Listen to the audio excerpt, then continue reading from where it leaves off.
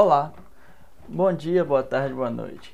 Hoje nós vamos falar um pouquinho sobre os algoritmos de ordenação logarítmicos. Nós vamos falar sobre 4 deles. Será sobre o heap-sort, merge, quick e o shell-sort. Aqui está o código criado. Nós vamos ver ele no caso crescente, que em teoria é o melhor caso, o decrescente e o caso com valores aleatórios. Começando um pouquinho sobre o heap-sort. Ele é um algoritmo generalista e faz parte da família do selection sort. E ele foi desenvolvido em 1964 pelo Robert Floyd e o John Williams. Ele tem um bom desempenho em tempo de execução, com conjuntos ordenados aleatoriamente. No caso aqui seria isso aqui, ó, nesse conjunto de dados aqui. E ele também é um algoritmo estável. Ele utiliza uma estrutura de dados chamada heap para ordenar a medida que os insere na estrutura. No final, os elementos podem ser removidos sucessivamente, mas é sempre importante lembrar de manter a propriedade de max heap. E nós podemos ter uma ideia dele de como se fosse uma árvore binária, mas com propriedades especiais. Seguindo aqui, nós temos o merge sort. Ele é um algoritmo de ordenação por divisão e conquista e mantém a mesma complexidade para todos os casos.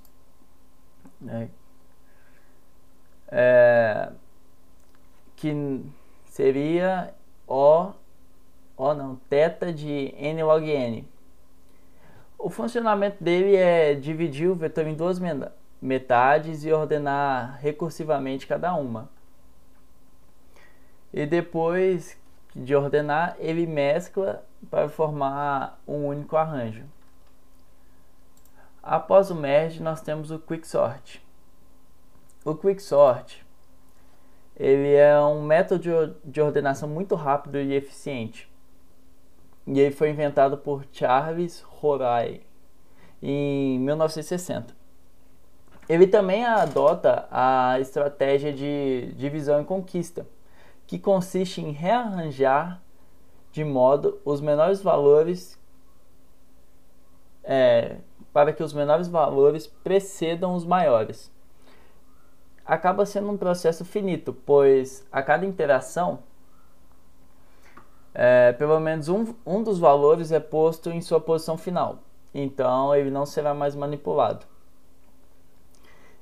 No seu melhor e no seu caso intermediário, ele mantém θ log n, mas no caso de n, mas no seu pior caso, ele vira O de n ao quadrado. E por último, nós vamos para o shell sort.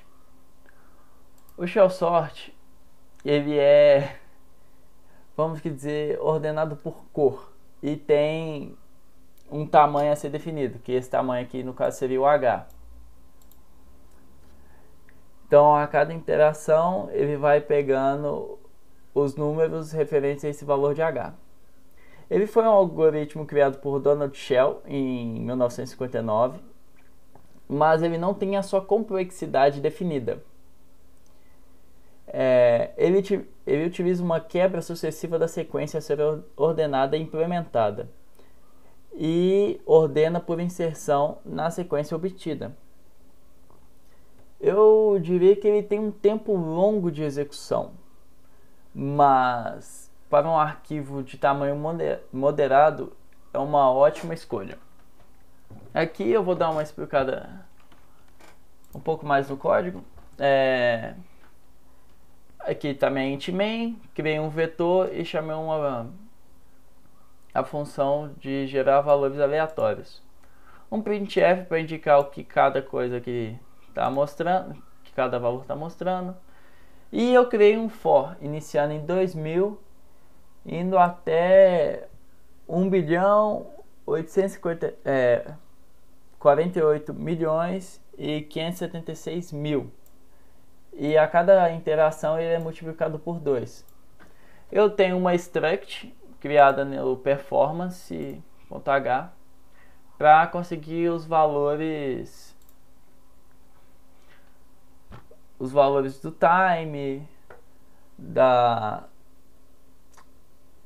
memória obtida e por aí vai. Aqui eu fiz uma alocação de memória e uma condição para verificar se existe memória para gerar mais uma repetição. O meu crescente aqui, ele está no meu geração.c, que é basicamente um procedimento que recebe meu ponteiro e meu n, e tem um for aqui pegando a posição do ponteiro na i e jogando como i.